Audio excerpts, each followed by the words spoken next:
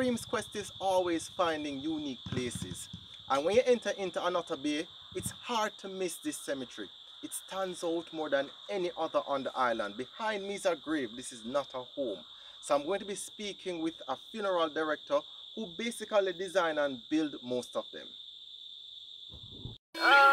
Kareem's Quest. Travel different from the rest. You're watching Kareem's Quest. Always an adventure when you're watching Kareem's Quest. The first time I passed this place, it was so creative. I just had to stop just to get a full view of it. And now I'm here with Errol, the man who is in charge of basically coming up with a lot of these designs. Well, go on. Come on, bless. Errol, you are basically the director of a funeral home. Where did your inspiration come from in terms of just coming up with these creative ideas for these graves? Well, it first began after doing a funeral in St. Elizabeth, a past student at the University of the West Indies. And doing that funeral, I've seen where they were doing some little design grave. They were just about like probably less than a foot from the grave. And it looked unique to me and creative, so that's where I get the idea from. So I moved it from about 6 inches to this. Wow, because you basically, with this one, you build a home on the grave. Right, build actually a home on the grave. So you start out at St. Elizabeth, and then what happened after that? Did you have to do like, you bury your mother or something after that? Yes. My mother grave was the first grave I did. You know, after, you know, thinking about the whole upbringing, you know, the struggle of my mom and everything. What and did she see used the to do? condition. She was a domestic helper. How many kids? 7. Okay. And you know how to bury her? No, I did not bury her. Okay. I did not bury her. She died in 1997. So, okay. You know, at the time, I was doing some security guard work at the time. I was a security guard at the time. Wow, you're a security guard? Yeah, far away from funeral business. Humble beginnings. Yeah, far away from funeral business. Okay. So, you know, after getting involved in the whole funeral thing and, you know, see this idea, I was not comfortable with just burying her like that. So, you know, after getting the idea, I said to myself that if my mother was alive, I would love to build her a nice home. So I think I should, you know, build her that on her grave. Oh, so you basically refurbished her grave then, or upgraded it? I upgraded. Her grave was just a normal grave. Just a normal, regular grave. Just a normal, regular grave. Okay then. And then you started to build on that, and then what happened? What took place after that in terms of you know, coming up with all of this creativity? Alright, the creativity, after building the grave, I said, this is the kind of house that I love to build for my mom. You know, you start to make money. So, you know, you start to have flashbacks, you know what I mean, and your struggles, and, you know that your mom is not here to enjoy what you have, or to be a part of your success. So, you know, I said, this is the kind of house that I love to build her. At the time, I just bought an Escalade truck. And I was saying that if my mom was alive, this is the truck that will be driving her around, taking her to church, to the supermarket, and etc. So, you know, I designed that Escalade truck as a part of her grave. So if you look at my mother's grave closely, you'll realize that there's an Escalade truck in the garage. When people see that type of designer, what was the reaction like when you did that? To see more Kareem's Quest features and observe some of the beautiful places that are highlighted, look for Kareem's Quest on Instagram and Facebook, where you can view different posts throughout the week. And to watch the latest videos and see extra behind the scenes content, go to YouTube and subscribe to Kareem's Quest.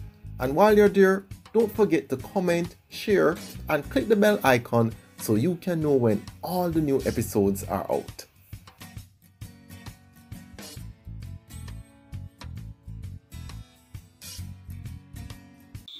The reaction was, I get some good comments and some bad criticism, especially on social media, you know. It flooded social media, go viral, And a lot of people were saying, why spending so much money on a grave? Right. Why building a grave like that? That money could take and do something else. But hey, you're talking about my mother. She deserved the best. You know. And you never got to give her that either. I didn't get a chance to do that. True. So let me ask you then, what do you say to people who say, well, these are too outlandish of graves? Alright, it depends on, alright, I tell people, as a funeral director, right, I am here to offer a service. Alright, and it's all you think or how you would like to bury your loved one. It's your choice. I can only, as a funeral director, you know, probably listen to you after you come to me to do your funeral. Right. Then I have an interview with you. I listen to how you sound and I get that feelings. Then I can advise you. Right? You might be the person who don't believe in spending any money on a funeral. Right. You might be the kind of person who believe that your loved one deserves the best. Then I'm going to introduce something that I think that you love for her or for him. So that's how it worked for me. You understand? So it depends on after interviewing you, if you believe that I bury a person who was a fisherman, so I have to build a boat on their grave. That's what the family want to see, because that person was a breadwinner, and they know their father to be a fisherman for all his life, catching fish and all them things. So they love to see a boat on the grave for a constant reminder of who he was. Wow. So that's how some people do it, you know. So you know you build something on your mother's grave, and you start to take on more businesses. Talk to me about one of your most interesting challenges. All right. One of my most interesting challenges is when I was building the castle. Right, and you know, it was very challenging. The deceased mom, her daughter was a royal. She wanted the best for her in everything. She wanted a customized casket. She wanted everything to just be different, and money was not a factor. Right? It's just that she wanted the best for her. So she said, listen to me now, Mr. Green. I don't want no simple grave, no ordinary grave. I want a castle. And I said, wow, a castle and a grave. And I said, well, if you said it, I'll do it. Then I look up some castles, and she chose the one that she liked. It was very challenging because it was the first time for us, for me and my team, to be building a castle. Right? And we went ahead, we take up the challenge, and So it has drawn a lot of attraction. There's no tourist bus that pass through Nata Bay that do not stop and take a photograph of the castle. Wow, wow. So let me ask you then, take me through the process. Somebody dies, right? At what point are you contacted, and how long will it take you to build? And does this come on the day of the burial? How does it work? Alright, it works two ways. There are some cemetery that will not permit a sepulchre. So for cemetery that does not permit a sepulchre, right, we have to wait until after the burial. Right? If we are using a family plot where a sepulchre is permitted, then we will build the grave, the house, the monument, before the burial. Okay. So the day of the funeral now, we will unveil it. And how long? And then you put it on it? Under. Okay, okay. So you see, the head is here. Yeah. Right? So we put it from down there. So we put it under, then we will seal it back. Okay. So this will be complete before the funeral. And how long will it take to complete something like that? To find all the Kareem's Quest content in one place, visit the website kareemsquest.com. You'll see colorful adventure stories, a lot of pictures of Jamaica's beautiful landscape, and articles that highlight the many unique things about Jamaica. It's all at kareemsquest.com.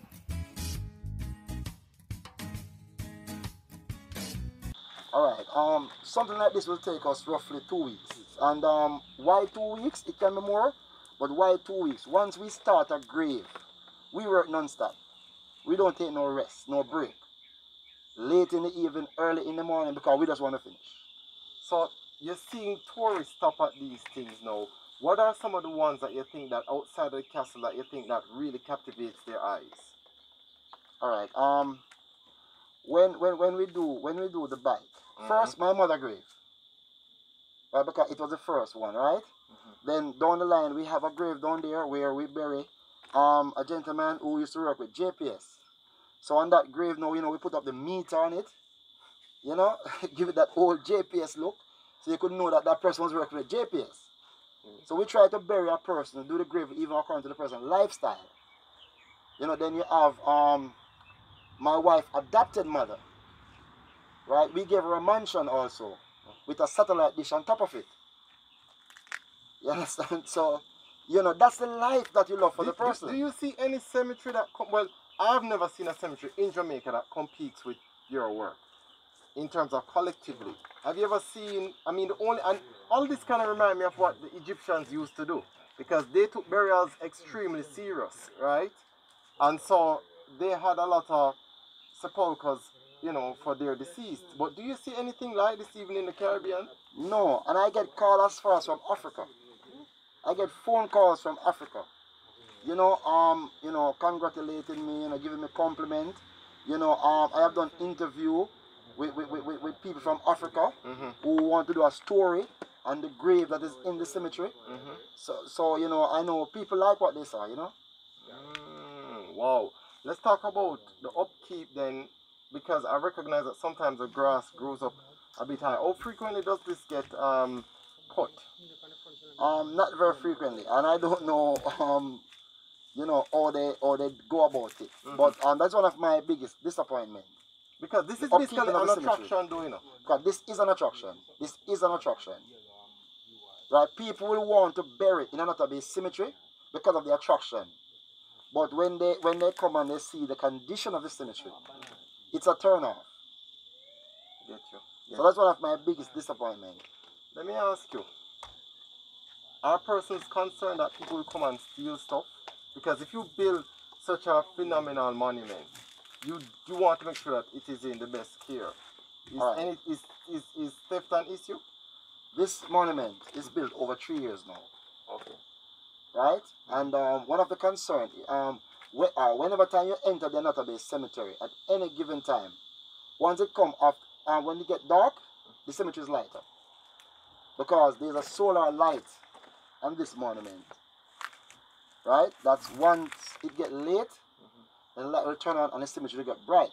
When I was putting up this light, that was a family concern.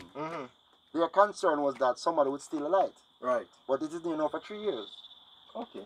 So the cemetery is a safe place. And listen, to be honest, we're very superstitious in Jamaica about Duppy. Right. So a lot of persons won't necessarily traverse through a cemetery late at night anyway, right, to necessarily steal something. One of the biggest jokes in the town about cemetery and Duppy, they would say this is where all the young guys would gather up at night. Because it's a nice house with nice lawn and lighting, and so this is where they come on with the vibes. Oh my goodness. So now, I want to backtrack a little bit still. Because you tell me, so you start out as a security guard. How you move from security guard to here? And what gave you the ambition? And what gave you the drive to be so ambitious, I should say, to just move from that post to where you are now? Alright, after being a security guard, I've through other jobs. But what brings me in the funeral industry, sometimes things get rough. It's hard to get a job. Not really want to go into no funeral business, but at the time it was the only job available. And I have a wife and a child to take care of at the time. So, I approach a funeral home for employment, and one of the good things that they do, thanks be to God, they employ me. I didn't work there for long, but, after being there, kind of liked the job till I was laid off. Right. Because I was, this time a probation period was, for some reason. And I asked too many questions. Because I was very curious about everything. Then, further down the road, and I decided that, I'm going to try and go into this field. So that's how it all started. Wow. So you take that discouragement of being let go. Right? And you turn it around. Turn it around. Wow. And the reason why I ask you is that there's going to be some persons now who they aren't doing what it is that they want to do. You get where I come from? But you don't want them give up either. Yeah, and one of my drives in the funeral industry that allow me to be a successful funeral director and you know, becoming an household name in funeral business is that I try to offer a good service. The service is important. Yeah. You know, not just to bury someone, but to listen to the family and try to bring closure. You know, offer them something that they can feel good about. Because they are spending their hard earning money. And I always tell people, when a person do not have an insurance, right? And you have to dig deep in your bank account to bury that person, trust me, brother, that money is going to take long to save. True. What type of tips do you have to give to somebody when they're burying their loved ones? As in, do you think you just mentioned insurance, right? What are some of the challenges that you see persons have as it pertains to burying their loved ones that you'd want them to have known before? One of the tips that I'll give them, right? I'll give a tip even before I reach the burial. I would advise people that to take your old people to the doctor. You know, let them get the regular checkup, the regular visit. It might allow them to live a little longer, right? And when you do that also, when the person dies, it makes the process much easier. Okay, why so? Why so? Because if you do not take your loved one to the doctor for checkup regular, and the person should die, then in order for a burial order to be issued, then you might have a challenge. Because if the person do not visit the doctor for the past 6 months or 3 months, right, then the doctor would unable to issue a cause of death. Okay. So it might result into a post-mortem. And that might take you some time. Or the deceased might have to be sent to a government contracted funeral home where the body might be old for a long period of time. So waiting on post-mortem. So to speed up the post-mortem process, you're saying that ensure that, especially if you realize you're dealing with somebody, an elderly person, to get constant checkups?